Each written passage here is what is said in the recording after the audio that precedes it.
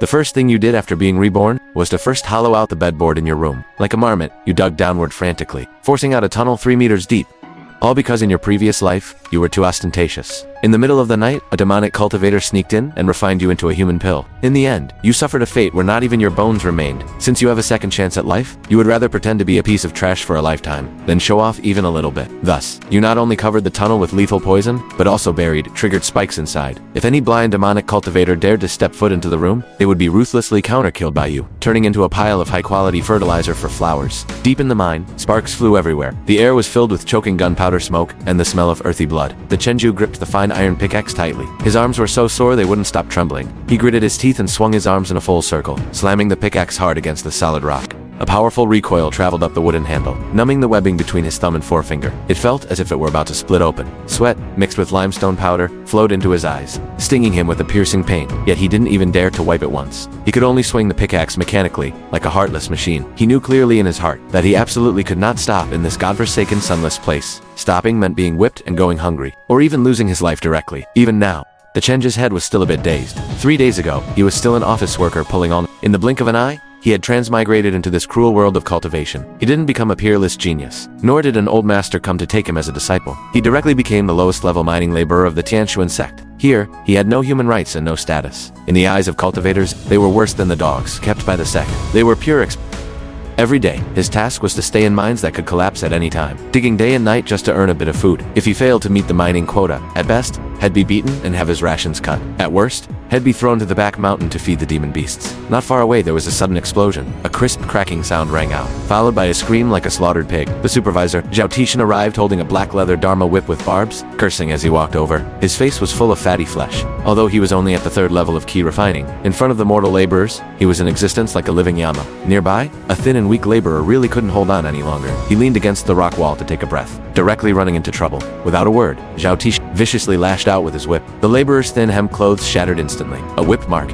deep enough to see the bone, was carved into his back. The man collapsed to the ground, trembling uncontrollably. That weak laborer didn't care about the piercing pain. He scrambled to grab his pickaxe, crawling and rolling. While gasping for breath, he cried out, pleading for mercy, saying he would start digging immediately and would never dare to be lazy again. The surrounding laborers were all so terrified they didn't dare to breathe loudly. A few who wanted to plead for him quickly swallowed their words back down. Each of them buried their heads and worked as if their lives depended on it. The Chenju glanced out of the corner of his eye. His heart rate accelerated instantly. He immediately withdrew his gaze. His face remained expressionless, his breathing steady. He looked exactly like an emotionless mining machine. In this Brutal Cultivation world, standing out without strength is pure suicide. He had only one rule for survival: keep your head down and work, never cause trouble. Zhao Tishan walked past the Chenju's back, carrying the Dharma whip. He glanced at the crushed ore at the Chenju's feet, then looked at his movements, which were as steady as an old dog's. He gave a satisfied grunt. He then swaggered toward the next mining area. Not until the sound of footsteps had completely faded away did the Chenju's tensed back finally relax. Taking advantage of the break to catch his breath, the Chenju whispered a command in his mind. A screen that only he could see, a translucent light blue interface, popped up instantly. This was his only trump card. Since transmigrating the attribute extraction panel, the panel was extremely simple. There was no shop. Only a few lonely lines of text. Host, the Chenju cultivation. Mortal, available attribute points, 0. Its function was simple and brutal. As long as his hand touched an inanimate or living object, he could extract the other party's attributes and perfectly fuse them into himself. When he first discovered this cheat, the Chenju was so excited he almost screamed. He couldn't wait to touch a piece of low-grade spirit stone, to extract the spiritual energy, and soar into the sky right then and there. But he forced himself to endure it, recalling the original owner's memories. The Tianshuan sect's control over spirit stones was strict to the extreme. If the spiritual energy was drained, the stones would become useless. The moment he finished touching the spirit stones and they became waste, Zhao Tishan would definitely hack him alive on the spot. The bird that sticks its head out gets shot. Only by staying low can one win. In these 3 days, he had resisted the temptation, and acted honestly as a laborer, just to find an absolutely safe target for extraction. The sound of the gong for finishing work suddenly echoed throughout the mine. The laborers felt a sense of relief. They threw down their pickaxes and collapsed on the ground, gasping for air. Then they formed a long queue, carrying their heavy pickaxes to the screening area to report their work. The Chenju blended into the crowd. The ore he handed in was exactly on the passing line, neither at the top nor at the bottom, perfectly invisible. After finishing his duty, the laborers rushed toward the kitchen like crazy to grab food. However, the Chenju stood still and didn't move. His gaze was locked onto the corner of the screening area. At that massive waste pit, stacked in the pit like a mountain, was the discarded iron ore from the screening. It was hard and lacked spiritual energy. Even mortal blacksmiths looked down on it. In the eyes of the sect, it was pure garbage. Every night, someone was assigned to push it to the back mountain to dump it. Absolutely no one would care about where a pile of trash went. The Chenju took a deep breath. grabbed a large broom, and walked quickly to the side of the 2-meter-high pile of waste iron slag, pretending to clean up.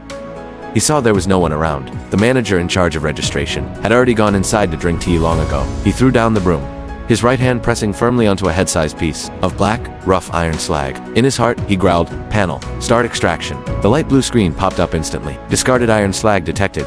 Extractable attribute, hardness. The Chenju did not hesitate, and immediately confirmed the extraction. A powerful suction force suddenly came from his palm. That piece of hard iron slag lost its luster instantly. It disintegrated right in his hand, turning into a pile of gray-white powder that trickled down to the ground. The panel prompted, "Extraction successful. Harness 1. The Chenju's blood boiled with excitement. He thrust both hands directly into the pile of iron slag. The panel's notifications began to flood the screen like crazy. The slag before his eyes turned into ash at a visible rate. In less than half an incense stick's time, a large portion of the slag had been sucked into powder. He quickly stopped. If he kept sucking, the waste pile would collapse, and there would be no way to explain it to anyone. He used his feet to trample the powder into the mud, completely destroying all traces. The Chenju whispered, "Merge in his heart." Integrating all 100 points of the hardness attribute into the skin of his entire body, an ice-cold, bone-chilling sensation erupted from his heart, flowing through his blood and instantly surging across his whole body. His skin felt as if it were being pricked by countless ice needles. It wasn't painful, but it was tensed to the extreme. The subcutaneous tissue seemed to be injected with high-density liquid metal, forcibly mixing with his muscle fibers. After a dozen breaths, the strange sensation completely faded away. The Chenju squeezed his forearm. The texture had completely changed. What was originally ordinary flesh was now as hard as 100-year-old oxide. He pinched down hard with his fingers, but not even a white mark was left behind. He picked up a sharp stone fragment and slashed it hard across the back of his hand. The sharp stone piece scraped against his skin, as if it were scratching an iron plate. It only left an extremely faint white mark. With a gentle rub of his thumb, it disappeared completely. The Chenju couldn't help but suck in a cold breath. Even the lowest level attribute from waste, stacked 100 times, could achieve invulnerability. If he stacked a few more, then if Zhao Tishan's whip came lashing down, it would probably snap on the spot. He suppressed the excitement in his heart, cleaned up the scene, brushed the dust off his clothes, and walked quickly toward the kitchen. With this hardness attribute as a backup, he finally had a shred of security to survive in this cultivation world. Early the next morning, the piercing sound of the gong rang out again, herding all the laborers back down into the mines once more. The environment in the number 4 mining area of the Ding district was even worse. Water constantly seeped from the rock walls, and the ground was covered in mud. The Chenju raised the heavy fine iron pickaxe and slammed it hard against the rock in front of him. The moment the loud noise spread, his eyes brightened suddenly. The recoil that had made his bones ache yesterday was now felt in his hands, as if it were being completely absorbed by invisible iron armor. Surprisingly, there was no pain at all. The tensed feeling in his arms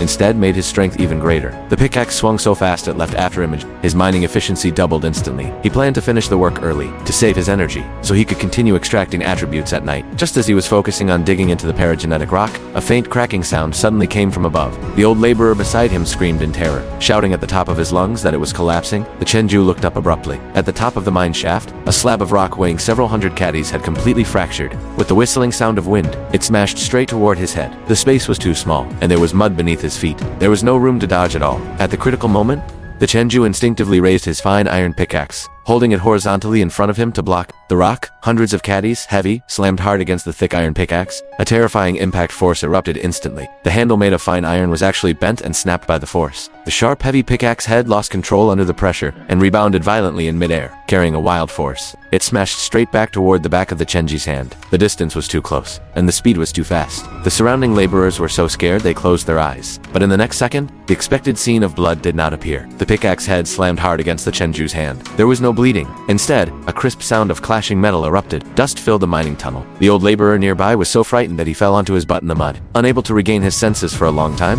the Chenju used the rising limestone powder as cover and quickly pulled his hand back into his sleeve. He shook his wrist. Forget about serious injury. Not even the skin was broken. That hit just now felt like being lightly tapped by a wooden stick. In his heart, he was secretly amazed by the power of the attributes. On the surface, however, he immediately put on a terrified expression. He scrambled backward 2 steps, intentionally throwing the broken pickaxe into the mud. The old laborer stuttered, saying his luck was too great. If that hit had landed solidly, his hand would have been turned into minced meat. The Chenju gave a simple, honest smile and said he was lucky. Only having scraped a bit of skin, he casually grabbed a handful of dust to smear on the back of his hand. Pretending to bandage the wound, He managed to fool everyone just like that. A few days passed in a flash, and it was soon time for the monthly assessment of the laborer peak. In the open space, in the middle of the courtyard, over a dozen large black wooden chests were lined up. The supervisor, Zhao Tishan, sat on a grand armchair, fiddling with 2 jade stones in his hand. Beside him stood several fierce-looking law enforcement disciples. The supervisor shouted loudly. Qian Yofu immediately reported his results. 80 caddies of low-grade spirit, or exceeded the quota. Reward, half a gathering yuan pill. A burst of envious gasps erupted instantly among the crowd. Qian Yofus's face was glowing with pride. He walked forward briskly and took away that half of a medicinal pill. The Chenju watched clearly. Just as Qian Yofu stepped off the platform, the gazes of several veteran laborers nearby turned into those of hungry wolves. Staring intensely at the pill in his pocket, the Chenji's heart sank. In this manating place, showing off one's wealth is equivalent to courting death. Soon, the supervisor called the Chenju's name. He carried his pickaxe on his back, walked to the crate with his head bowed, and dumped all the ores inside with a loud clatter. The disciple in charge of weighing glanced at the scale and expressionlessly announced 50 caddies of low-grade spirit, or barely passing. He could only collect the minimum ration of 1 caddy of low-grade spirit, rice. Zhao Tishan didn't even lift his eyelids. For this kind of trash laborer, who just hit the passing line, neither standing out nor making mistakes, he didn't even have the interest to scold him. The Chenju was respectful and submissive. Taking the small bag of shriveled spirit rice, he hunched his back and retreated to the most inconspicuous corner of the crowd. The few laborers who had been eyeing him earlier, once they saw the pathetic amount of his rations, immediately looked away in disgust. The Chenju sneered in his heart. That's exactly right. This total lack of presence is exactly the effect he wanted. It wasn't that he couldn't mine more in the past few days, but that he intentionally smashed the excess and threw it all into the waste pit. If you lose your life, what's the use of that half of an inferior gathering yuan pill? Late at night, everything was quiet. The snoring in the large dormitory of Kai Peak was thunderous. The Chenju suddenly opened his eyes. Like a black cat, he climbed off the bedlight and slipped out of the courtyard along the wall without making a sound. He didn't go to the usual waste or pit. He had already scouted a location earlier. Following a hidden path behind Kai Peak, he sneaked into the mountain gully where Donghua Peak dumped its waste. It was piled high with jet black waste pill dregs, giving off a pungent, burnt smell. These were all the residues discarded by alchemists. Inside, they were filled with violent fire poison and impurities. If anyone dared to cultivate with these waste dregs, their meridians would snap the next day, and they would die suddenly. But to this was an unguarded mountain of gold. He crouched before the pile of waste pill dregs, rubbed his hands, and plunged both hands directly into the warm, charred, medicinal remains. He gave the order in his heart, commanding the interface to start extraction. A pale blue light screen popped up instantly. Discarded pill residues detected. Extractable attributes, fire poison, and trace spirit energy. The Chenji's eyes lit up instantly. This cheat truly could automatically strip away impurities. He immediately gave the order, extracting only the trace spirit energy. The notification sounds on the panel jumped frantically. The waste pill dregs completely lost their last glimmer of luster, turning into a puddle of odorless gray soil. Blooms of refined ultimate spirit energy without any impurities flowed through his arms and to his limbs, like parched earth meeting sweet rain. Under the flushing of the pure spirit energy, his withered meridian expanded rapidly, becoming full of resilience. No cultivation technique was needed. No deliberate guidance was required. The spirit energy extracted by the panel was forcibly infused, automatically converting into basic cultivation base. His bones emitted faint creaking sounds. In his Dancian, which was originally empty, a mass of energy the size of a fist quickly condensed, spinning faster and faster. After absorbing all the spirit energy, the Chenja's cultivation had silently broken through to the second level of key refining, but he immediately used the panel to lock his surface aura. The next morning, the first thing the Chenju did was pull up the panel and press his exposed aura firmly back to the first level of key refining. To be safer in the early stages, he even intentionally made his aura appear a bit unstable and weak, looking like a Batamtier weakling who was severely malnourished and on the verge of sudden death. He washed his face messily and pushed open the drafty, dilapidated wooden door. The open space of the laborers' courtyard was already buzzing. A few laborers who had just received their monthly pay yesterday were gathered together. Qian Yofu stood in the middle of the crowd and let out a loud roar. A cluster of orange flames flickered from his palm, barely the size of a fist. He triumphantly announced that this was the flame bullet art, which he had just exchanged from the outer sect deacon yesterday. The surrounding laborers immediately showered him with flattery, saying that since he had even mastered a spell, he would surely enter the outer sect during next month's assessment. But just as the words left his mouth, the flame flickered weakly twice and extinguished directly. The Chenju walked by carrying a broken bucket of water, without even giving them a look. In his eyes, flashy things like flame bullet art or water blade art were purely a death wish. If you ran into an enemy or a bandit in the middle of the night and spent half the time chanting an incantation, only to have a dazzling light shine from your hand, it was equivalent to sticking a sign on your forehead, yelling, "Come and kill me." I even come with my own special light effects when I fight, just in case others couldn't find exactly where you were. In this cultivation world of survival of the fittest, more people disappear every day than there are stray dogs on Kai Peak. The Chenju had long since carved the way of the dog into his bones. He absolutely would not touch flashy things. The less conspicuous you are, like an invisible person, the longer you live. Setting down the bucket, the Chenju strolled to the most remote, old wastebook pavilion on Kai Peak. This dilapidated place didn't even have a ghost in sight usually.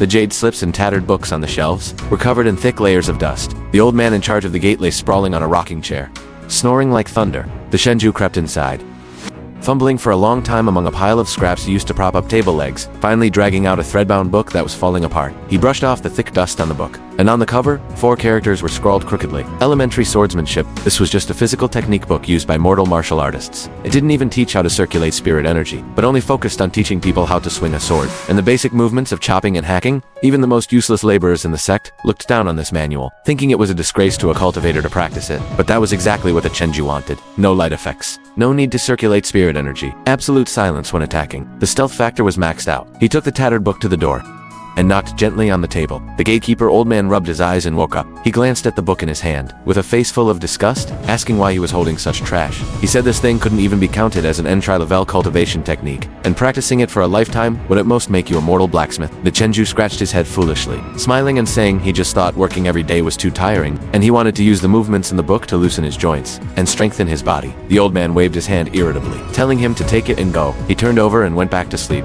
tucking the elementary swordsmanship manual into his chest. The Chenju headed straight for the woodshed behind Kai Peak. Today's task was to chop 500 caddies of black iron wood. This kind of wood was as hard as raw iron. An ordinary laborer would find that. After one day of swinging an axe, their palms would be split open from the vibration. But the Chenju was not panicked at all. The hardness attribute extracted on the first day had long since been welded onto his skin. He picked a broken, chipped axe from the wood pile, took a deep breath, and frantically replayed the first move, chop, of the elementary swordsmanship in his mind. There were no flashy movements.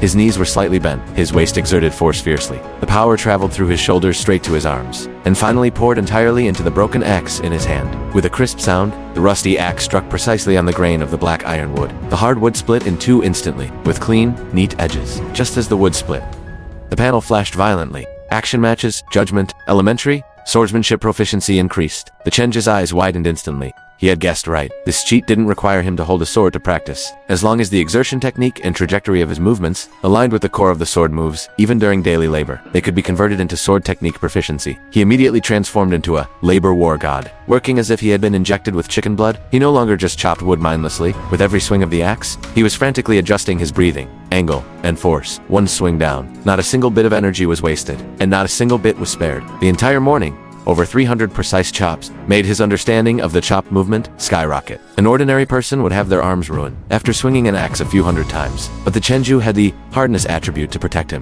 Not only was he unscathed, but his muscles became increasingly adapted to this ultimate way of exerting force. At noon, Qian Yofu passed by the woodshed. Looking at the Chenji's sweat-drenched clothes, he sneered on the spot, saying that no matter how well he chopped wood, he couldn't descend on the spot, so he might as well spend more time trying to sense spirit energy. The Chenju stopped his hands, wiped his sweat, and replied honestly that his natural talent was too poor, so he had better chop more wood. To avoid being deducted from his meals during the endowment assessment, Qian Yofu cursed him for being mud that couldn't support a wall, rolled his eyes, and turned to walk away. The Chenju didn't care at all, turned around, gripped the axe, and continued chopping. The proficiency on the panel jumped steadily by another notch. In the afternoon, the Chenju appeared at the abandoned mine pit on time. He picked up the heavy pickaxe, staring intently at the rough mine wall. In his mind, he instantly switched to another move from elementary swordsmanship. Both hands gripped the handle tight. His calves kicked the ground violently, and his whole body was like a fully drawn longbow, suddenly released. The tip of the pickaxe turned into a blur, stabbing fiercely into the rock. Stones flew wildly. Proficiency 1. Following that was the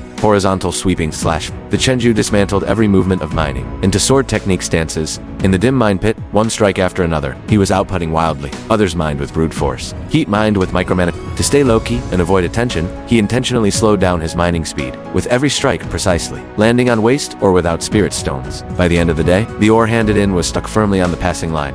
The supervisor glanced at him in disgust, waving him away like a fly. Just like that, the days passed. 1 month. 2 months, half a year, and the people at Kai Peak changed in wave after wave. The Qian Yofu, who knew the flame bullet art, because he fought with someone over a low-grade spirit stone, had his leg broken in the middle of the night, and was thrown out of the east gate like trash. But the still chopped wood and mined every day like clockwork. He became even more transparent. With a presence so low, it was unbelievable. Sometimes when someone walked past him, as long as he didn't make a sound, people wouldn't even sense there was a living person standing there, because he suppressed his breathing and movements to the limit. But the data on his panel was jumping wildly at a terrifying speed. His understanding of sword techniques had reached an unimaginable level now, even if he held a chopstick in his hand. With a casual flick, his exertion technique would perfectly match the essence of the sword technique. Fast, precise, ruthless, and efficient, with not a single excess movement. Late one night, half a year later, there was no light in the dilapidated wooden hut. The Chenju stood before his narrow bed. In his hand, he held a discarded iron sword he had picked up from the mines during the day. The blade was notched in 7 or 8 places. The wooden handle had rotted away halfway. His expression remained indifferent. His eyes as still as stagnant water. He slowly raised the rusted iron sword and gave a light swing toward the empty air before him. There was no sound of wind, no sound of piercing the air. This single strike was so quiet it made one's scalp tingle. It felt as if even the air had been suppressed. With this plain, unremarkable strike, the status panel was sliced open. Suddenly, a blinding red light erupted. The characters pulsed violently. Novice swordsman, 10,000th breakthrough. Derived special trait, extreme sharpness. The 5th day of the month was the fixed day for food rations. A long line had formed outside the overseer's hall. For the laborers, the 2 jin of low-grade spiritual grains received each month were not just for survival, but the only faint hope they had to improve their cultivation. The Chenju stood in the middle back of the queue, his hands tucked into his sleeves, looking like a dull, unawakened block of wood. The overseer, Zhao Tishan, was lounging on a grand armchair, flipping bits of spirit stones in his hand. Zhou Dazhuang stepped up to collect his share. He weighed the bag and became anxious on the spot. It's not even 1 jin. Isn't the rule to jin per month? Zhou Dazhuang curled up on the ground, clutching his stomach. The rice in his hands spilled all over the floor. Zhao Tishan walked up and ground his foot into the scattered golden grains. He roared, "My word is the rule. Last month's production didn't meet the quota, and my kickbacks were docked by those above. If I don't squeeze it out of you trash, do you expect me to pay out of my own pocket? Half a jin of rice, take it or leave it. If you don't want it, get lost." The laborers were all too terrified to even breathe loudly. Zhao Tishan was now at the 4th layer of key refining. If he beat a laborer to death and buried them in the back mountain, no one would even ask about it. The Chenju hurried forward. A slick, ingratiating smile instantly plastered on his face. Zhao Tishan suddenly raised his hand, stopping his subordinate who was about to dole out the rice. He sneered. "This is daylight robbery, isn't it? I heard the Chenju has been quite slippery with his work lately, barely meeting the quota every time. Tell me, are you hoarding resources on the side?" The laborers nearby cast sympathetic glances. The Chenju laughed dryly. "Master Zhao, you know my physique. Even meeting the quota takes every bit of my life." He didn't reach for that pathetic half-jin of rice, but instead pulled out a small bag of spiritual rice, which he had saved up over the last month, from his robes. He handed the entire cloth bag respectfully into Zhao Tishan's hands and said, "Supervisor, you are busy with so many important matters. It must be exhausting. I haven't had much of an appetite this month. Please take this to make some porridge and nourish yourself." Zhao Tishan was stunned on the spot. He weighed the rice bag and let out a wild laugh, saying, "I suppose the Chenju has some filial piety. Get back to work." The Chenju cupped his hands and turned to leave. Once out of the overseer's hall, the Chenju, "Are you crazy?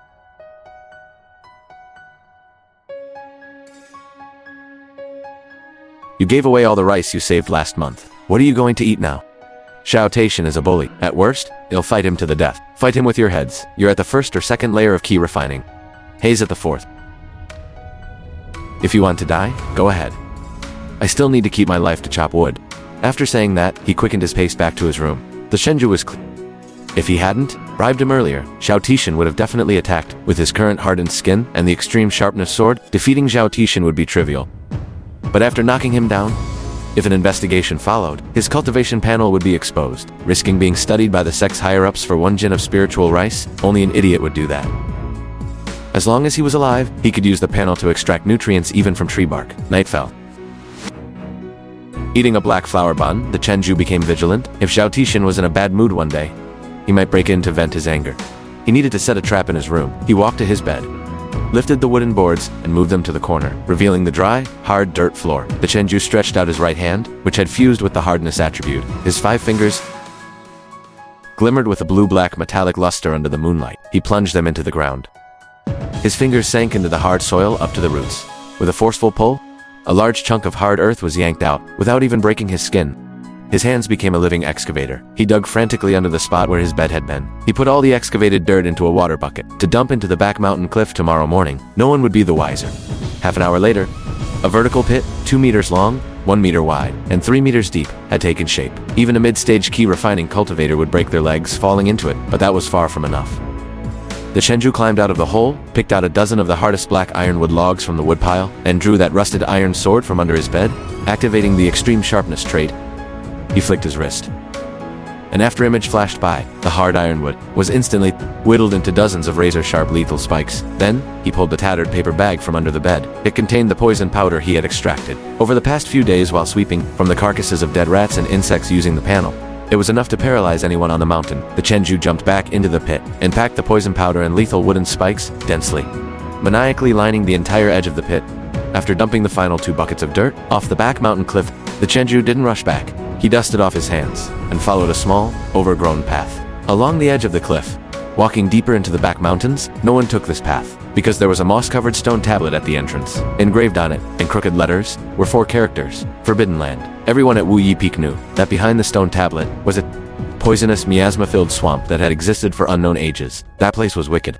It was perpetually shrouded in thick, purple-green fog, let alone low-level laborers like them, at the first or second layer of key refining. Even the inner sect disciples at the late stage, or even the mid dared not enter easily. It was said the miasma inside was toxic, that one breath would rot your lungs. Once, an inner sect disciple, chasing a rare poison-type spirit beast, rushed into the swamp, and didn't even leave a complete corpse behind. Only a few blackened, skeletal remains were found at the edge. Since then, that place had become the sect's gate of hell that everyone avoided. But as the Chenju watched the swirling fog ahead, his eyes burned with heat.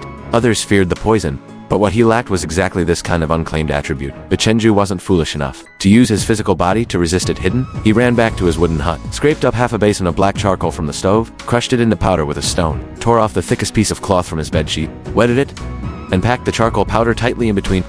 Finally, he inserted a hollow bamboo tube as a breathing hole. A makeshift, crude, but absolutely functional gas mask was finished. Half an hour later, the Chenju stood before the stone tablet once again. He pressed the cloth bag against his face, tied it tightly behind his head, bit down on the bamboo tube, and took a deep breath. The air passed through the damp cloth and charcoal, bringing with it a smoky, earthy smell, but it had filtered out most of the pungent stench. Without any hesitation, he dived headfirst into the purple-green poisonous fog. The moment he stepped into the edge, his exposed neck and arms immediately felt a dense, stinging pain, as if countless ants were gnawing at his skin. The surface of his skin, which had been fused with the hardness attribute, actually began to show abnormal bruising. The toxic gas was trying to permeate his pores, but Chenju didn't hesitate, and immediately issued an extraction command in his mind. The panel flickered with cold blue light. Detected toxic miasma. Extraction successful? Obtained. Poison resistance 1. He chose to fuse it into his skin and blood. The stinging sensation eased slightly. He grinned and continued inward. The deeper he went, the thicker the fog became. The surrounding trees all turned charcoal black. On the bare trunks hung sticky green liquid.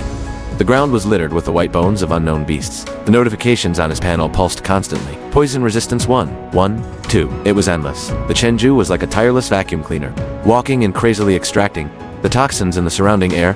An hour passed. He had already circled the outskirts of the swamp. The stinging sensation on his body had vanished completely. Now, the toxic miasma of the outskirts felt like a gentle breeze against his skin, leaving not even a red mark. The poison resistance attribute on his panel had been forcefully stacked to 1,500 points. The poison in the outskirts had been mostly sucked dry. The attribute points were growing too slowly. The Chenju turned his gaze toward the deeper parts of the swamp. There were no trees, only patches of black mud pools bubbling with gas. He stepped on a piece of dead wood and cautiously approached a mud pool the size of a wash basin. It bubbled continuously, giving off a nauseating, sour stench. A gray rat that had wandered into the swamp scurried by, missed its footing, and fell into the mud pool. It only had time to let out a short, sharp shriek. In a mere 2 or 3 seconds, flesh and bone dissolved into a puddle of black liquid. Not even a residue was left. The Chenju's scalp tingled at the sight, but instead of scaring him off, it made his heart race.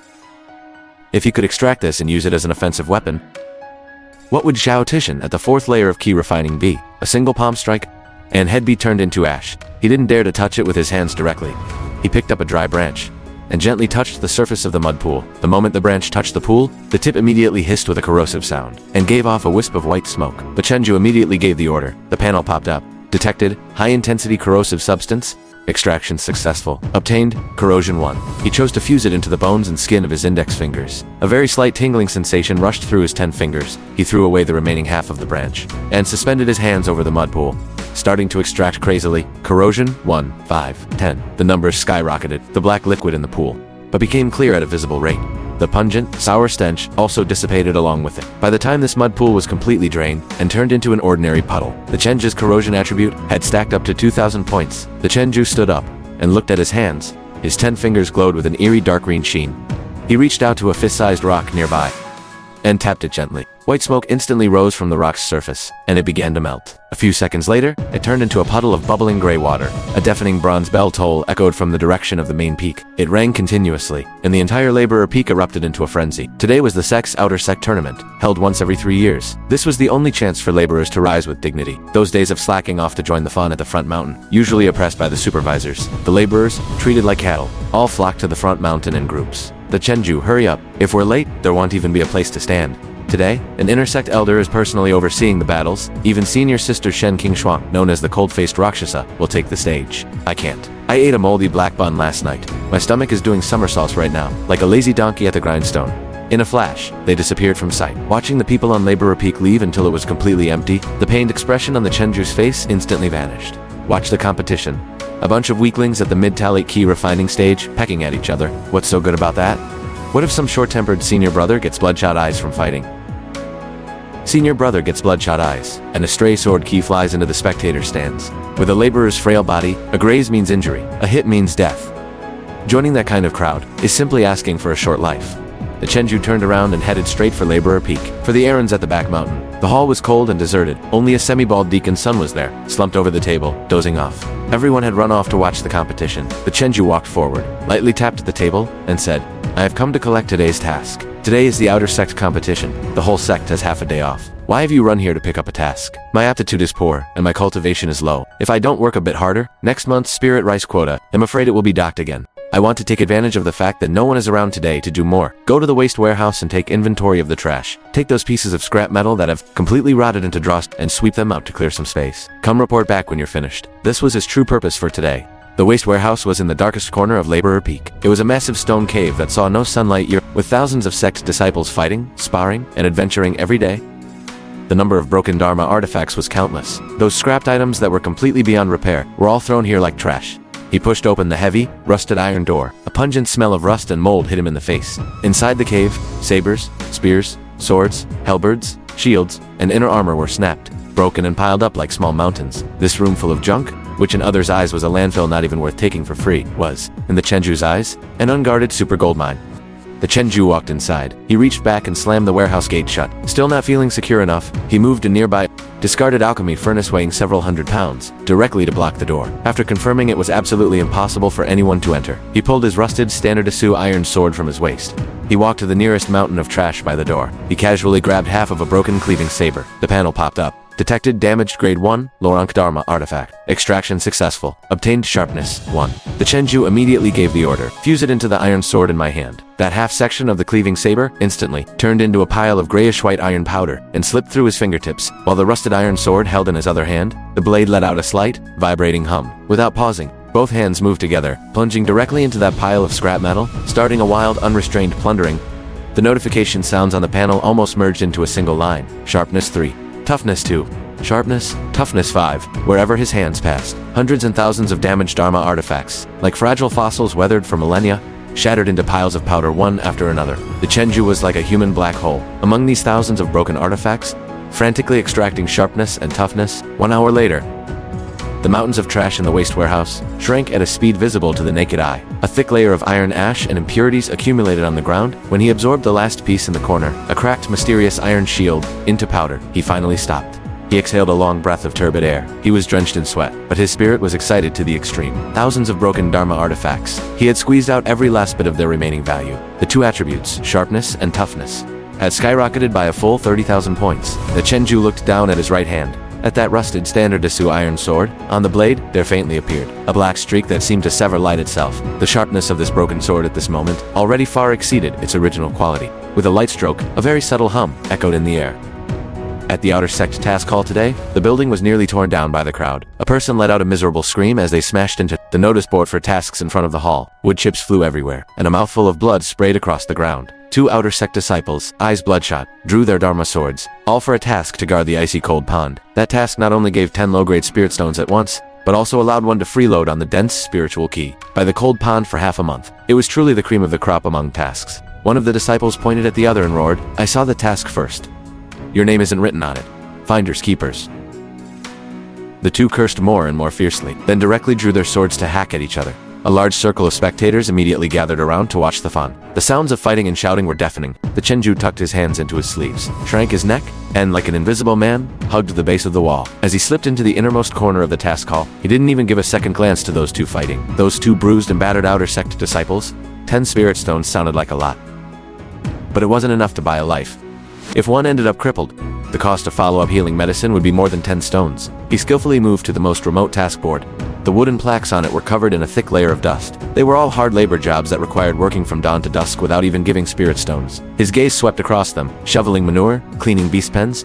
Finally, it settled on a pitch-black wooden plaque. Task: repairing the back mountain stone steps. The reward was only 3 sect contribution points. No meals provided. Even a dog wouldn't do this job. That old stone stairway on the back mountain had a full 10,000 steps. It had fallen into disrepair over the years. They were all oversized bluestone slabs. Moving them was back-breaking work, and there wasn't the slightest bit of extra profit to be made. Yet the Chenju looked at it as if he had seen a peerless cultivation technique. He snatched the wooden plaque, ran to the counter and said, "I'll take it. More than half of the steps have collapsed. If you don't finish in 3 days, your contribution points for the month will be docked. I'm certain. My cultivation is low, and I like peace and quiet. Doing some simple work feels stable." The dozing deacon looked up and glanced at him, pressed a handprint, handed him the tool slip, and the Chenju turned to leave immediately, fearing the deacon might change his mind. Half an hour later, the Chenju stood at the foot of the back mountain. This place was indeed deserted. Not even a ghost was in sight. The moss-covered stone steps were broken and intermittent, stretching all the way into the mist halfway up the mountain. He threw the pickaxe and mortar onto the ground. Ignoring those shattered stone slabs entirely, he took a deep breath, spread his feet slightly, and pressed both hands firmly against a nearby exposed part of the massive mountain body. The rock vein. This was where the earth vein of the back mountain lay. The entire mountain had undergone tens of millions of years of sedimentation. The one thing it didn't lack was that stable, thick power. The panel popped up. Detected vast and continuous heaviness attribute. Extraction successful. Obtained heaviness 1. The Chenju gave the order without hesitation. Fuse it all into my skeleton and muscles. In an instant, he felt his legs grow incredibly heavy, as if hundreds of pounds of molten lead had been poured into them. But when he tried to lift his leg, he found his body was still light, and his movements were completely unaffected. That heavy power was internal. It didn't slow his speed. It only made his lower body feel as if it were rooted, like an old tree in the rock layers, steady as Mount Tai. The Chenju began his work. With one hand, he gripped the several hundred broken bluestone slabs, easily pulling them out and tossing them aside like he was handling tofu. His other hand stayed pressed against the ground or the mountain wall, maintaining the extraction state. Heaviness: 5, 10, 20. The notification sounds on the panel refreshed frantically like falling beans. Brand new stone blocks that would require 3 to 5 people working together to lift. He grabbed with one hand, and with a kick from one end, they would precisely snap into the gaps of the steps. But he didn't care at all about how fast the steps were being repaired. All his attention was on the wildly increasing attribute points. 1 day, 2 days. When the Chenju was hungry, he chewed on the hard flour cakes he brought with him. When thirsty, he drank some mountain spring water. When tired, he just lay on the stone steps for a short nap. The earth vein power of the back mountain was simply infinite. This feeling of continuously getting free attributes made him like an addicted gambler. He couldn't stop at all. Faint popping sounds began to emerge from deep within his bones. Beneath the skin that had already fused with the hardness attribute, a steady, dark yellow luster faintly gleamed. His body density was increasing at an extremely exaggerated rate. On the evening of the 3rd day, as the sun set in the west, the last stone slab was stepped flat by the Chenju, fitting perfectly with no gaps. He stood up straight, exhaling a long breath of white vapor that smelled of earth. The originally dilapidated 10,000-step stairway had been repaired into a perfectly level path by him alone. But what excited him even more was the data on the panel at this moment. Heaviness attribute, a full 10,000 points. The Chenju clenched his fist, feeling like he was now a human-shaped mountain compressed to the extreme. He looked down at the blue stone slab beneath his feet, curious about what 10,000 points of heaviness concentrated in. His physical body actually felt like he tried to take a small hop. The ground of the entire back mountain suddenly shuddered violently, letting out a dull boom. The birds in the surrounding woods fluttered and flew off in a panic. The Chenju quickly reined in his power, forcibly suppressing those 10,000 points of heaviness deep into his bone marrow.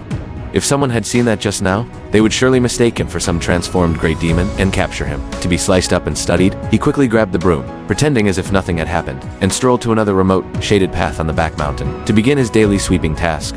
The commotion from fixing the steps earlier was a bit too big. He had to quickly do some odd jobs to divert attention. He hadn't been sweeping for even half an hour, when suddenly, from the bushes beside the path, a burst of heavy, ragged breathing came through. Then came the sound of branches being snapped. The Chenju's ears twitched, and the broom in his hand instantly stopped. A blood-covered figure rolled out from the grass. Collapsing headfirst onto the bluestone slab the Chenju had just swept clean, staining a large area of the ground red. The Chenju looked closely. The person was wearing a signature moon-white robe. That was the attire of an inner sect disciple, except now, the robe was torn into shreds. There was a deep blade wound on the chest, and the left arm was severed at the shoulder. The wound was emitting a strange black heat. To be injured like this and still be alive. His life force was quite tough. The inner sect disciple struggled to lift his head, his face covered in mud, his teary eyes stared fixedly at the Chenju who was holding the broom. Trembling, he fumbled a jade slip stained with black blood and a storage ring from his robe. In a hoarse voice, he said, "Take these things quickly. Go. Go to the front mountain and find Elder Fang of the Array Hall. Tell the Elder, there's a traitor. As long as you deliver the news. The spirit stones and pills in the ring will all be yours. Elder Fang will also guarantee your entry into the inner sect. Enter the inner sect and strike it rich." The Chenju stood right where he was. He didn't even blink. Looking at that shimmering storage ring, there wasn't even a ripple of emotion in his heart. If this were some wide-eyed newcomer who had just joined, their hands would surely be trembling with excitement right now. They would take the ring and go play the hero. An inner sect disciple whose cultivation was at least at the late stage of key condensation had been hacked into such a pathetic state. Just what kind of ruthless character must the person hunting him be? Foundation, establishment stage, or perhaps even higher? I am just a lowly laborer. Getting involved in the power struggles, conspiracies, or blood feuds of the inner sect high is purely tired of living. That jade slip is a death warrant.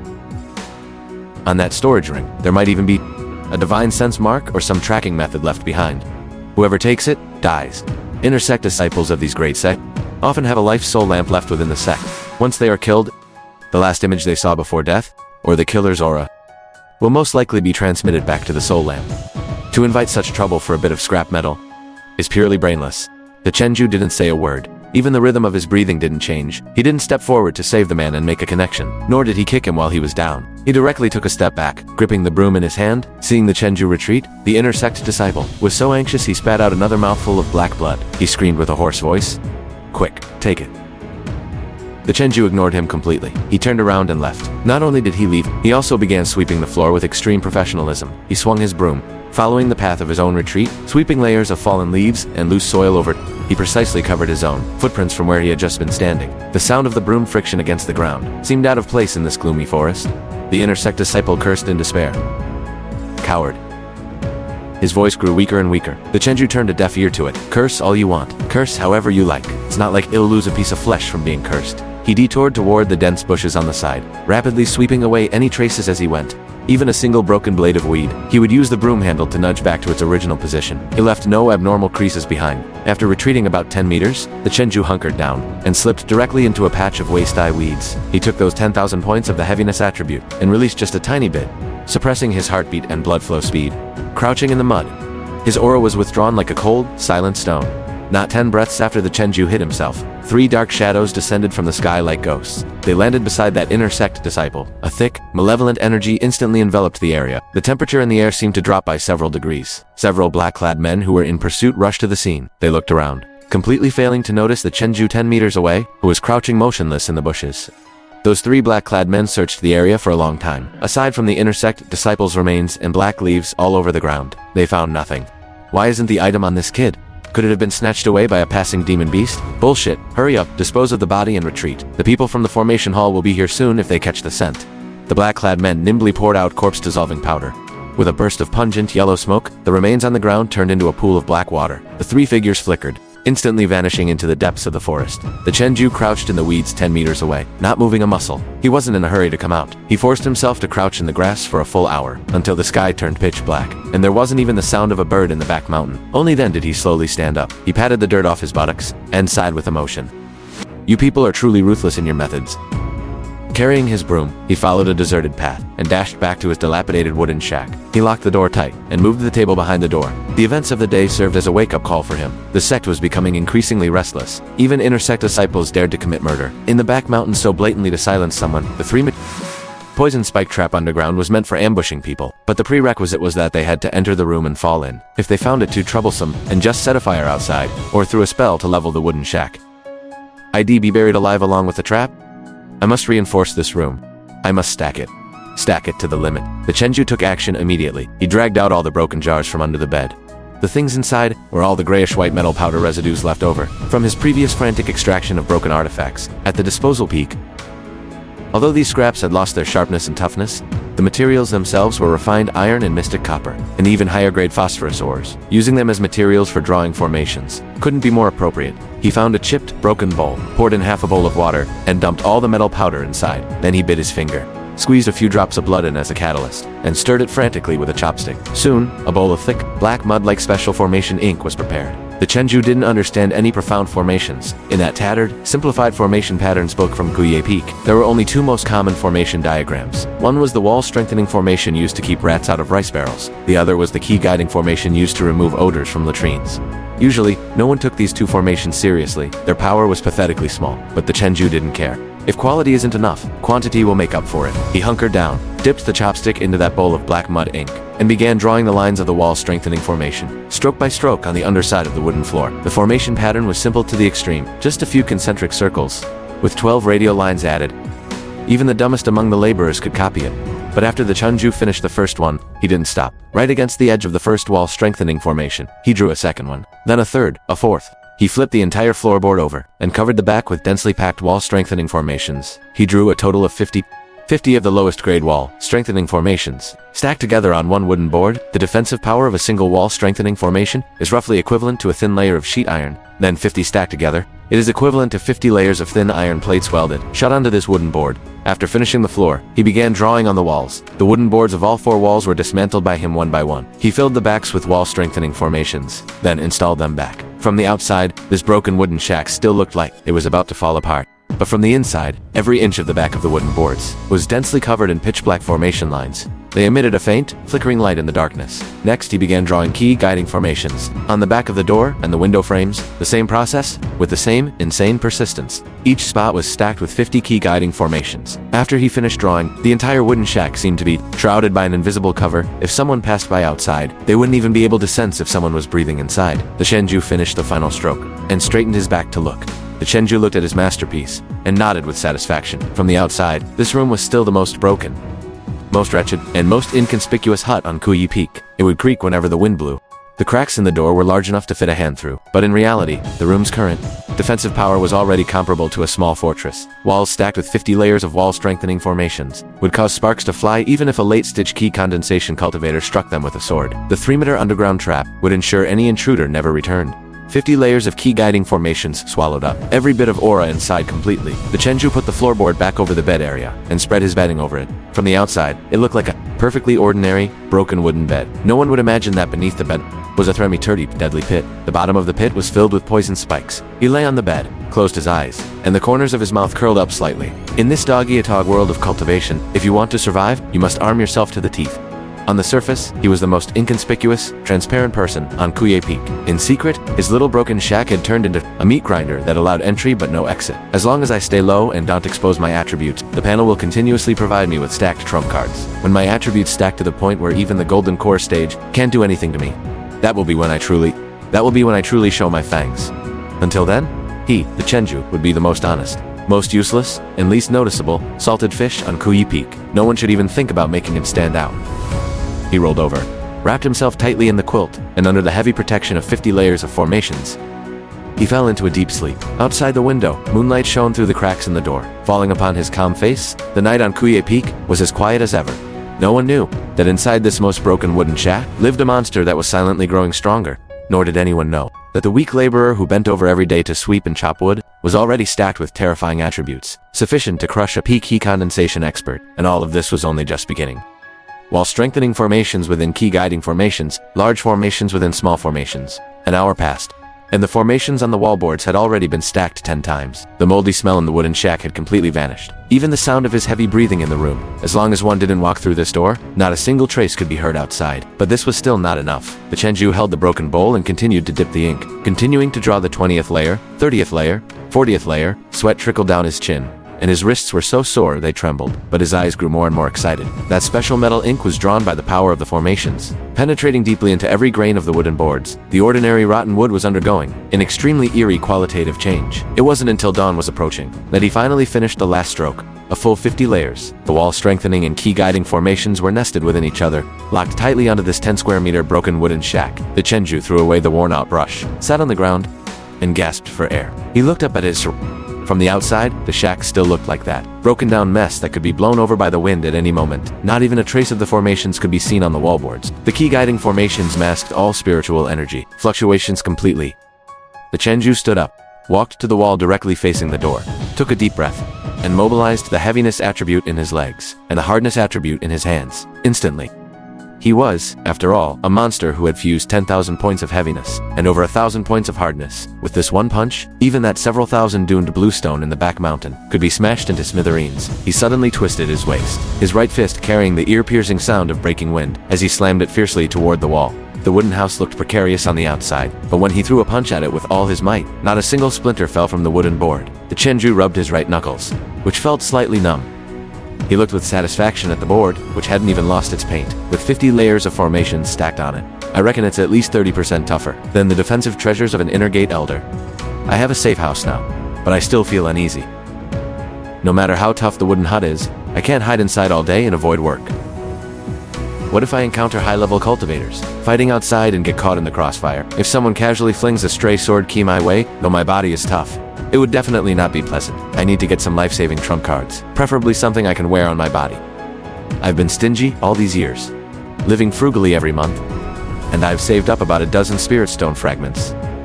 Going to the SCT's official Baibao pavilion, I couldn't even afford the hilt of the lowest grade artifact sword. I could only go to the street stalls on the outskirts of the market to try my luck. The Tiangshuan sect market was built in a large valley between the front mountain and the back mountain. The Chenju changed into his most tattered gray cloth laborer uniform, messed up his hair, and lowered his head to blend into the bustling crowd.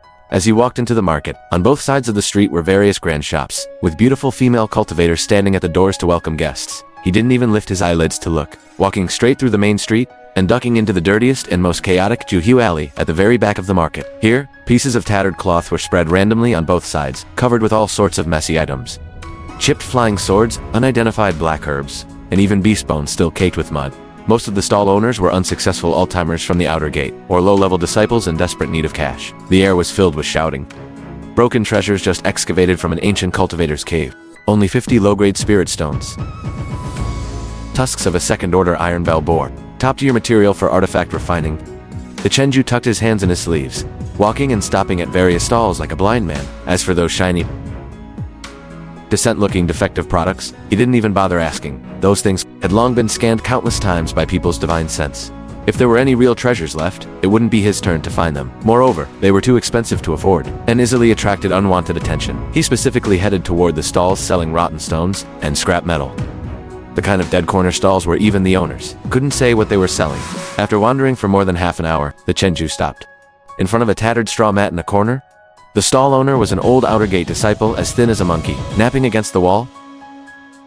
On the straw mat lay a few rusty iron pieces and several failed talismans, all worthless trash. The Chenju crouched down, casually rummaged through those iron pieces, and then let his seemingly casual gaze fall on a black lump at the edge of the mat, used to weigh down the corner of the cloth. This thing was only about the size of a fist, pitch black and ugly, with a pitted surface and not a single trace of spiritual energy fluctuation. It looked like waste slag poured out of a refining furnace, but when he approached just now, the attribute extraction panel deep in his mind actually gave an extremely rare, slight vibration. This indicated that inside this piece of slag, there must be something the panel was interested in. The Chenju picked up a rusty iron piece and weighed it in his hand, deliberately frowning as he asked for the price. The monkey-like owner glanced at his laborer's uniform and lazily called out, 5 spirit stone fragments, 5. The Chenju threw the iron piece back onto the mat, acting as if it were too expensive and turning to leave. The owner quickly sat up straight and lowered the price. 3, he'll take 3. The Chenju stopped in his tracks, sighed.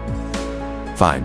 3 it is, but I have a bit of a habit. Saying this, he naturally reached out and grabbed the black lump that was weighing down the mat. He'll take this broken stone that's holding down your cloth to... He'll use it to prop up my bed that's missing a leg. He tossed it in his hand twice.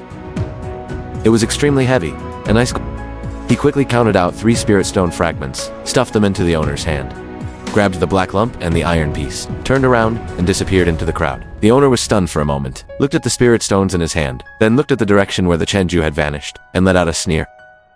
He thought to himself, where did this idiot come from, treating a piece of ordinary iron slag like a treasure and taking it away? Half an hour later, the Chenju returned to that impregnable, tattered wooden hut. He locked the door, closed the windows, sat cross-legged on the bed, tossed the rusty iron pieces aside, and held the black lump with both hands.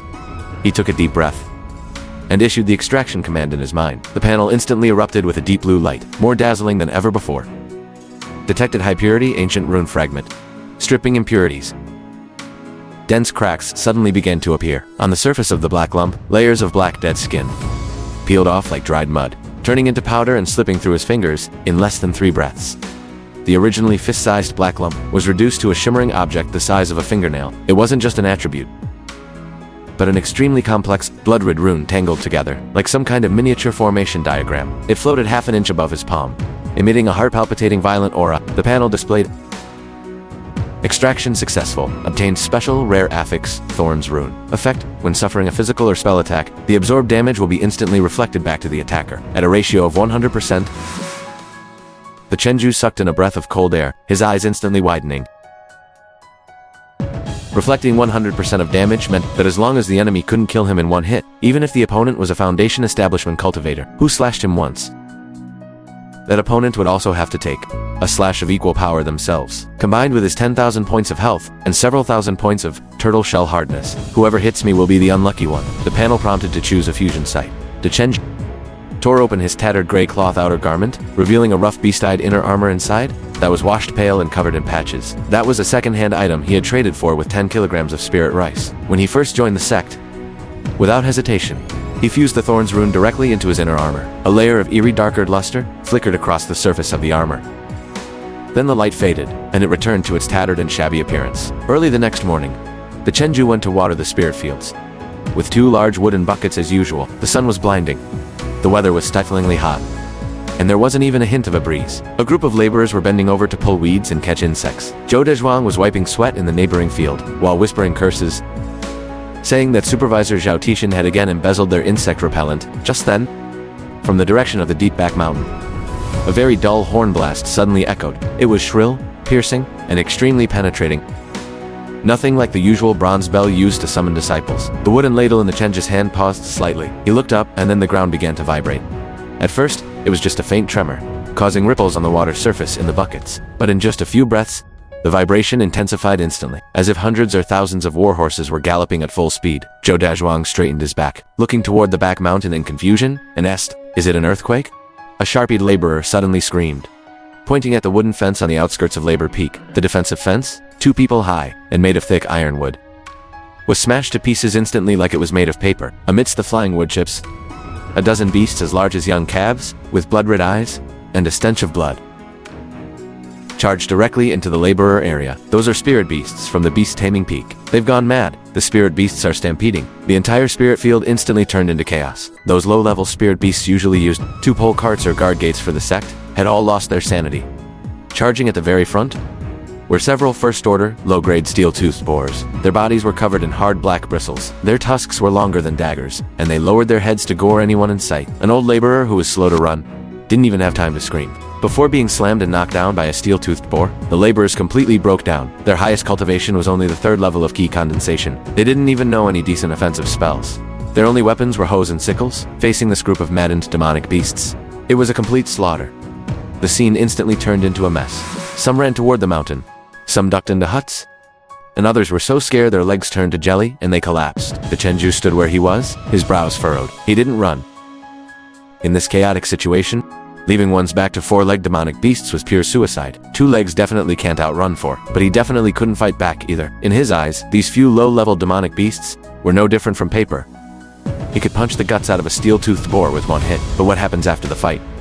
A stampede of the sexed spirit beasts is no small matter. There might be inner gate elders in the sky riding flying swords, scanning below with their divine sense. If a bottom-level laborer at the 1st level of ki condensation killed a first-order demonic beast with 1 punch, and that scene was caught by the hut, I'd be tied to a dissection table by tomorrow. I can't fight, and I can't run. The Chenju's gaze quickly swept over the not far away, a few gale wolves had just pounced on several fleeing laborers, and were ferociously mauling them. Over there, 4 or 5 unconscious laborers were already lying on the ground. The Chenju took a deep breath and charged toward that direction without hesitation. He wasn't going to save anyone.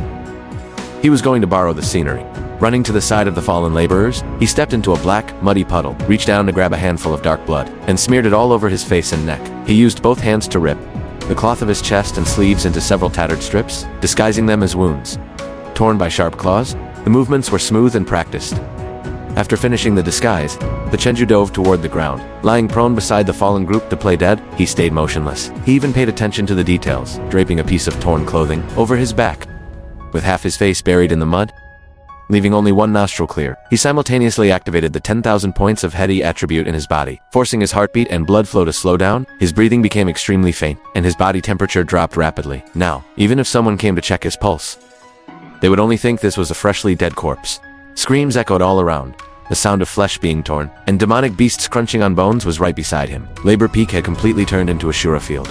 The smell of blood stimulated those demonic beasts to become even more frantic, like bulldozers.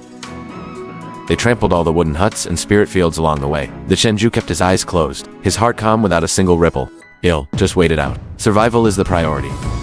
As long as I don't move, no one will notice anything unusual about a dead laborer. As long as I can hunker down through this wave and wait for the sect's formation and the inner sect experts to arrive, these low-tier demon beasts will be suppressed immediately. I just need to stay quiet and be a convincing corpse in the background. Suddenly, a heavy and foul-smelling sound of panting echoed in the Chenju's ears. Heavy footsteps came from the ground.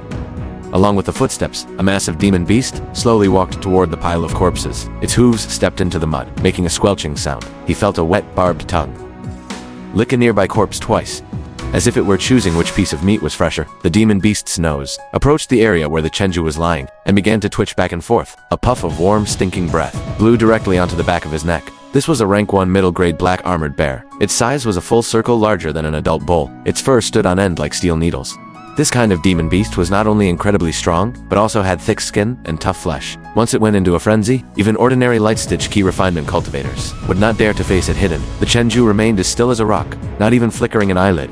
A low growl rumbled in the black armored bear's throat. It raised its paw, which was larger than a wash basin, and covered in barbs and filth, and slammed it down ruthlessly. This strike had at least 1,000 caddies of force. If it hit an ordinary laborer, it could directly shatter a person's spine, along with their internal organs. But in the thousandth of a second, the bare paw touched the Chenju's back. The tattered beast skin inner armor pressed against his flesh showed no warning signs on the surface, yet a highly secretive blood-red rune flashed across it. A light panel popped up. External physical attack detected. Reflection rune activated. 100% damage reflected. Combined with the full 10,000 points of thickness and over 1,000 points of hardness within the Chenju's body. His entire being was now like a chopping board welded to the ground. With a hardness comparable to myriad or profound iron, the black armored bear's strike was incredibly heavy, but when the paw slammed onto this chopping board, all the reaction force was perfectly gathered by the rune in an instant, and then violently poured back. A bone-shattering sound that would set one's teeth on edge suddenly rang out, drowning out all the surrounding screams. The black armored bear didn't even have time to let out a cry of pain. Its thick right arm, from the paw all the way to the shoulder, exploded directly as if it were stuffed with dynamite. Debris flew everywhere. The hard arm bone instantly shattered into hundreds of pieces. Sharp bone fragments shot outward like buckshot. Half of its arm, within a single second, was forcibly vibrated into a cloud of black mist by its own power. The massive countershock not only crippled its arm, but also traveled along the shoulder blade, directly destroying its internal organs. The black armored bear finally let out a scream of agony that reached the extreme.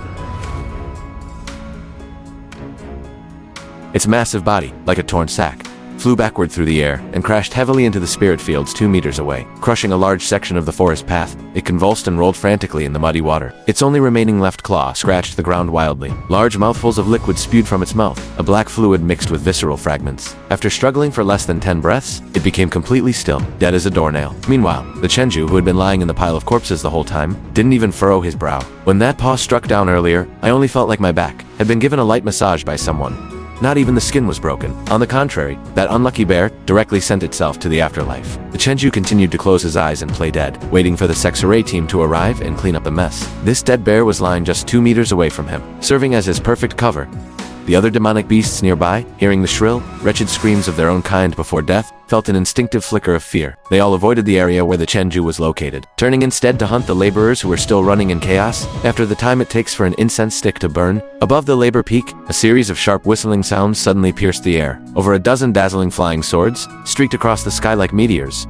Carrying a chilling, murderous intent, they came to a steady halt in mid-air. The leader was an intersect member wearing a black-trimmed robe, a deacon of the array hall. His Foundation establishment stage pressure was released without restraint, pressing down on the area below. The low-tier, frenzied, demonic beasts all crouched on the ground, trembling in fear. He gave a thunderous roar, ordering to kill them all. Leave none alive. Behind him, over a dozen array team disciples formed sword seals simultaneously. The flying swords turned into a series of shuttling back and forth across the labor peak. One by one, the massive heads of demonic beasts hit the ground. These beasts, who were like gods of death to the laborers before the intersect elites, were as fragile as cabbages in a field in less than the time it takes to drink half a cup of tea. Over a dozen demonic beasts were completely slaughtered. The leading deacon gave a cold command: clean up the scene, treat the wounded, collect the demonic beast corpses, send the beast cores and pelts back to the sect treasury. Having finished, he stepped onto his flying sword to patrol elsewhere. Several array team disciples retracted their flying swords. With faces full of disdain, they landed in the spirit fields filled with mud and filth. A fat disciple grumbled while complaining, "These laborers are far too useless." A few random rank 1 beasts managed to bite so many of them to death. He used his foot to kick away the remains blocking his path. The two walked and stopped along the way, soon arriving near where the was lying in the pile of corpses. The tall disciple suddenly stopped. He pointed at the black-armored bear's carcass and called his companion over. The two squatted beside the giant corpse. Looking at the shattered right side of its body, they stared at each other in bewilderment. They couldn't understand how it had managed to shock itself to death. The tall one used his scabbard to poke at the pile of scattered bone fragments. Bizarre. Is it possible this bear went too far into a frenzy and caused its own spiritual energy to explode? Its entire right arm and half of its ribs have been pulverized into dust. Sigh, what a pathetic way to die. The other fat disciple stood far away, holding his nose. Who cares how it died? When a rank 1 low-grade demonic beast goes mad, it's common for them to suffer from key deviation. Hurry up, register it, harvest the useful materials, and let's go. The two of them nimbly pulled out their skinning knives and extracted the intact fur in the beast core from the Zhuangjia bear. The fat disciple even stuffed the intact left bear paw into his storage bag, planning to use it as a snack for his wine tonight. Just as the two were preparing to fly away to the next area, from within the pile of corpses on the ground, an extremely weak voice suddenly drifted out. The Chenju timed it perfectly and opened his eyes, his face covered in filth, his whole body trembling violently like a leaf in the wind. He used both hands and feet to crawl backward through the mud, screaming in terror as he crawled, "Don't eat me. My meat is sour, it's not tasty."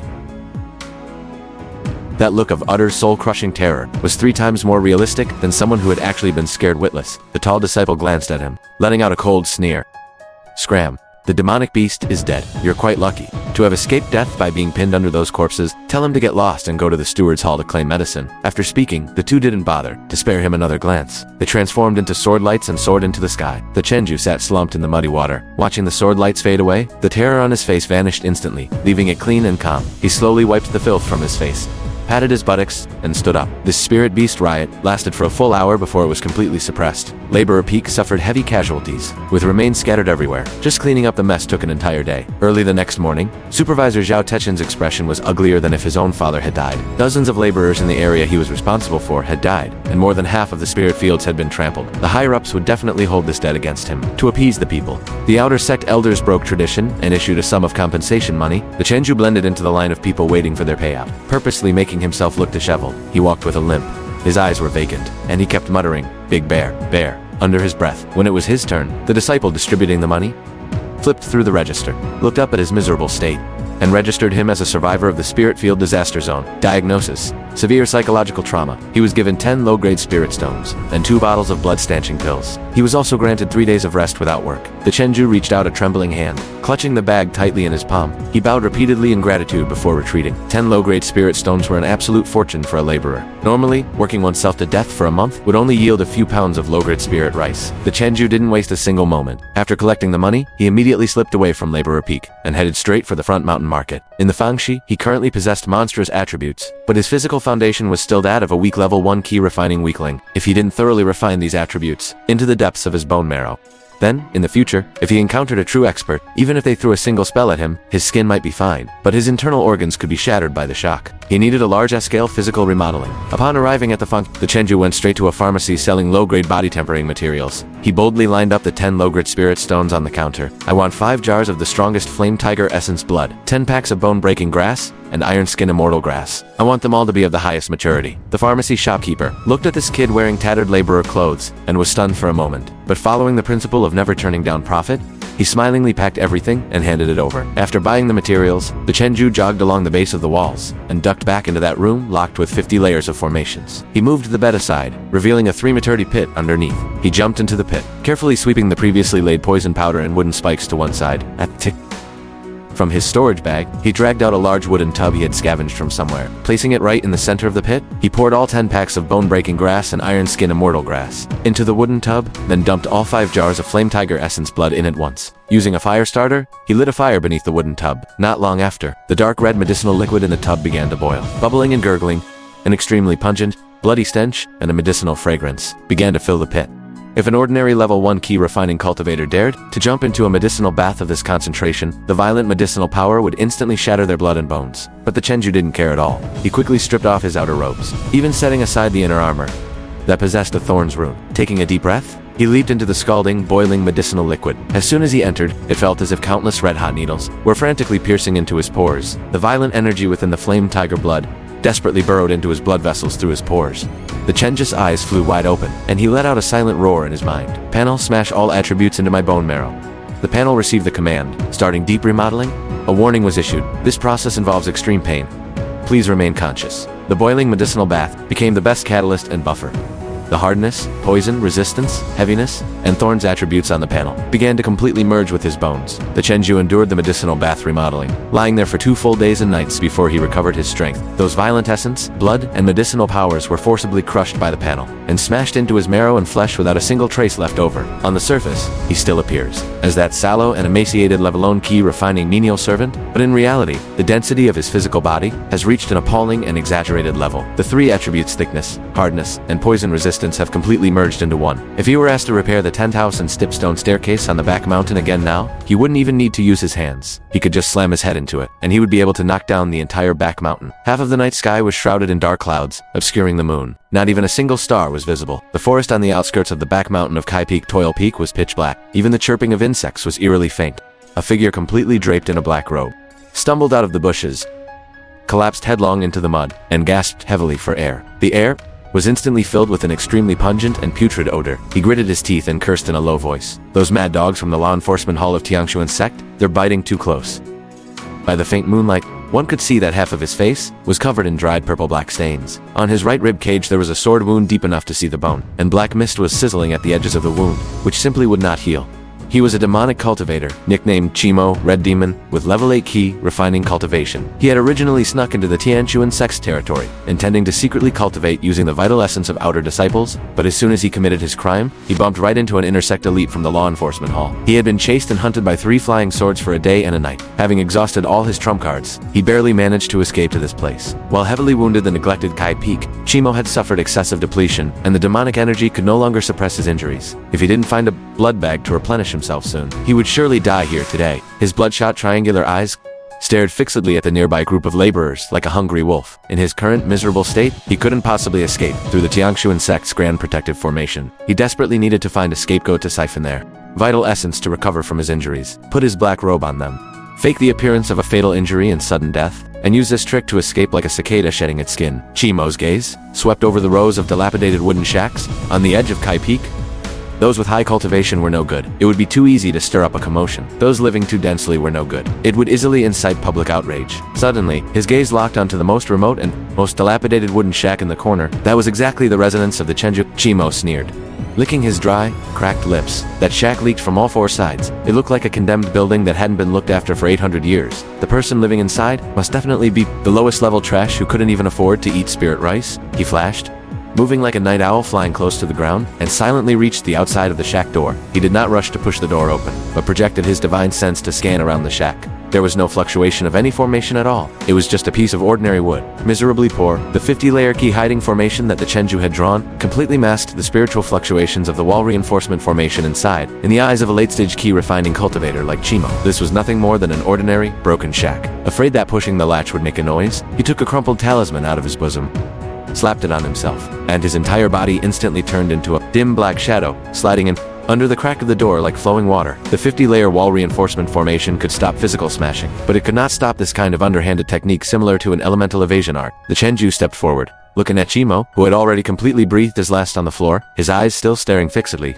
For a late-stage key-refining demonic cultivator like this, if his corpse were left in the room, it would definitely be a huge trouble. The smell of blood was too heavy. It would surely attract a supervisor or the formation team tomorrow morning. Without hesitation, he stretched out his right hand, placed it over Chimo's corpse, and issued the extraction command. The panel popped up, detected high-concentration mixture of demonic energy and blood essence. Extracting, target is dead. Stripping impurities. Refining essence. As the blue light of the panel flickered, those miserable remains of the corpse on the floor, along with the spilled blood and broken internal organs, and even the black robe on his body, began to weather and disintegrate at a speed visible to the naked eye. In less than 10 breaths of time, a living human had completely disappeared, not even leaving a single drop of blood. In its place, a small pinch of dark red powder appeared in the palm of the sea.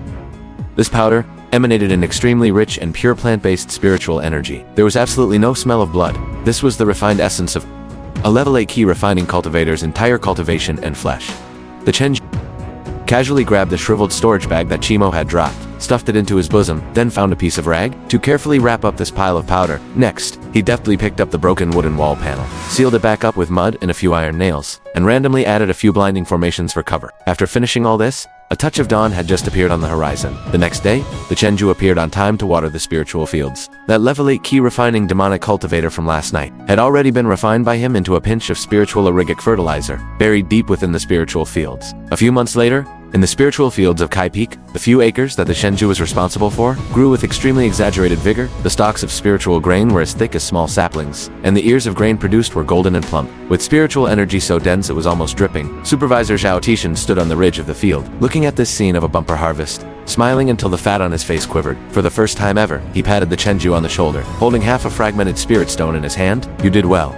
The produce from this field not only covered the previous deficit, but also made me look good to my superiors. From now on, just stay firmly in this field. If anyone dares to trouble the just use my name." The Chenju took the half-fragmented spirit stone with both hands, bowed, and smiled with an expression of being honest and submissive. "Many thanks for the promotion, Supervisor. I don't have much ambition. I just like dealing with mud." Once Zhao Tishan turned around with his hands behind his back, humming a little tune and walking away, the Chenju slowly straightened his back. He casually stuffed the half-spirit stone into his pocket. He picked up the long-handled wooden scoop nearby, drew a large scoop of spiritual spring water, and poured it unhurriedly into the center of this spiritual field. At the base of the thickest spiritual stalk, deep in the soil at the base, a hint of dark red demonic energy, which only he could perceive, faintly leaked out. That was the last bit of the demonic cultivator's origin remaining from Chimo. But as soon as this breath emerged, it was hit by a force of profound thickness, seeping from under the Chenji's feet, firmly suppressing it, crushing it instantly, and completely turning it into nutrients for the spiritual grain. The Chenju sighed in his heart. A level 8 key refining demonic cultivator fertilizer is indeed potent. It's a pity it's almost used up. He carried the wooden scoop, and dusted off the mud from his hands, taking the opportunity to bring up the panel in his mind, looking at the rows of data, exaggerated to the point of making high-ranking cultivators doubt their lives. He tugged at the corner of his mouth with satisfaction. In the direction of the front mountain, the bronze bell rang long again. Several brilliant streaks of light cut through the sky above Kai Peak. Those were the pride of the inner sect, stepping on their flying swords again, rushing in groups to some newly appeared mystic realm, to fight to the death. The Chenju looked up, glanced at the dazzling sword lights in the sky, and curled his lips. He didn't have the slightest bit of envy. Fight, grab, whatever. Once they fight until they're all dead or wounded, he would carry his sack to the edge of the battlefield to pick up trash and extract attributes. The water in this cultivation world was too deep, and the waves were too strong. He, the Chenju, was going nowhere. He would just stay on this drafty Kai Peak, farming, sweeping the floor, making a fortune in silence, and gouge lay low until he was invincible. But Chenju turned around, humming an unknown tune, and walked slowly toward the shack with 50 layers of formations. The setting sun pulled his thin shadow long, casting it onto the most remote path of Kai Peak. No one noticed this most inconspicuous laborer, or the faint, imperceptible smile on the corner of his mouth, nor did anyone know that, on this desolate mountain peak at the very bottom of the sect, a monster that was silently growing stronger had already quietly taken shape. The story had only just begun.